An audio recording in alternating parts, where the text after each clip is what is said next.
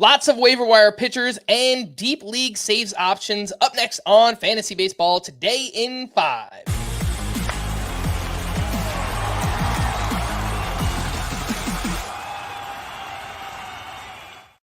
Welcome into FBT in 5 on Wednesday, August 21st. I am Frank Stampfl, joined by Chris Towers, and let's get into those waiver wire pitchers. Lots of names on the list. Shane Baz turned in a strong start at Oakland, 7 2/3 shutout innings with 4 strikeouts. Eduardo Rodriguez, a solid start at Miami, 5 1/3, 1 run, 5 strikeouts. Frankie Montas, a great start at the Cardinals, 7 shutout innings with 3 strikeouts. Cody Bradford continues to pitch well, this time up against the Pirates. 7 innings, 3 runs with 8 strikeouts to 0 walks. And DJ Hers, another solid outing up against the Rockies. 5 2/3, 3 runs, 2 of those were earned with 7 strikeouts. 5 names here, Chris. How are you ranking this group? Hers, Bradford, Montas, Erod, and Shane Baz. All right. We can start at the bottom. I think Montas is the easiest one to get out of there.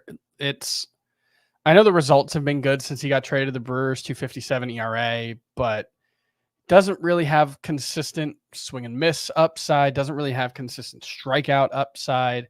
I think he's just a streamer. It helps that he's a Spark, but even then, I'd rather have Cody Bradford, who I would rank next. Also a Spark. He's done a really good job limiting hard contact all year. He's got great command. Strikeout rate, I think, is probably going to continue to be pretty average, but I just, it's a small sample size, but I think Cody Bradford as a Spark, especially as someone you want in your lineup, I think I would go Hers next.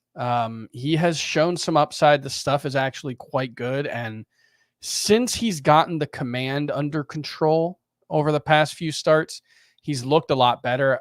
That's the biggest thing. If he can throw strikes consistently, I think the stuff is good enough. Baz versus Rodriguez is like an upside versus stability situation. And I'm very excited to draft Shane Baz next season because I think an off season of work, figuring out how to get both the curveball and slider working consistently, it's going to be very exciting for Shane Baz. But right now, it just feels like he's just not quite there. And so I'll still rank him ahead of Rodriguez. I think there's more upside. I think they both have similar floors, so I'll go with the upside for Baz. But both him and Rodriguez probably should be more rostered than they are, which is right around 70%. Well, if we're looking to add pitchers, we need some names to drop. And I think 2 names on that list, Nick Pivetta, who over his last 5 starts has a 7.50 ERA and a 1.38 whip, and Walker Buehler, whose ERA is now up to 6.09 on the season, still 75% rostered. Chris, would you be all right dropping Nick Pivetta and Walker Buehler for any of the names we just mentioned? I think Buehler for sure. Any of the names we just mentioned, even if it's just like a streaming type. Buehler has shown nothing at the major league level or the minor league level to justify a spot on any fantasy roster, even like a 15-team league. I think it'd be pretty easy to drop. I don't want to give up on Buehler in the long run. I will probably rank Walker Buehler higher than Nick Pivetta for 2025 because I still think there's a chance he figures it out and gets back to that level, but we've just seen nothing. Pivetta, he has a 5.15 ERA since May 1st.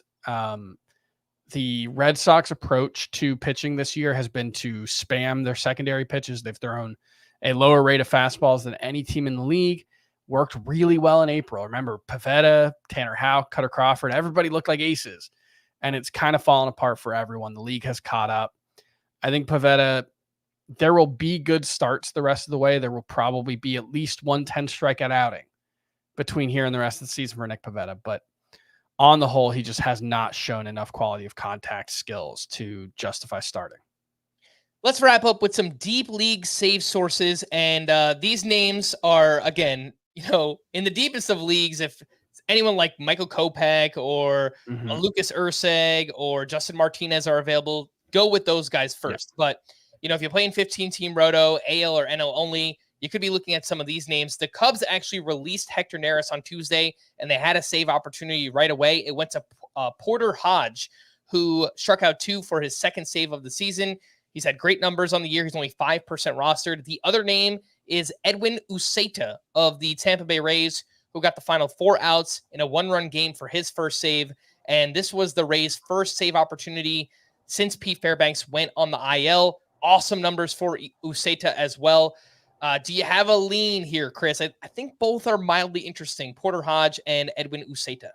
I think I have more faith in Hodge getting opportunities moving forward than Uceta, just because the Rays, when Fairbanks is out of the picture, and especially, last year they actually it was Fairbanks when he was healthy and it was Jason Adam when he wasn't.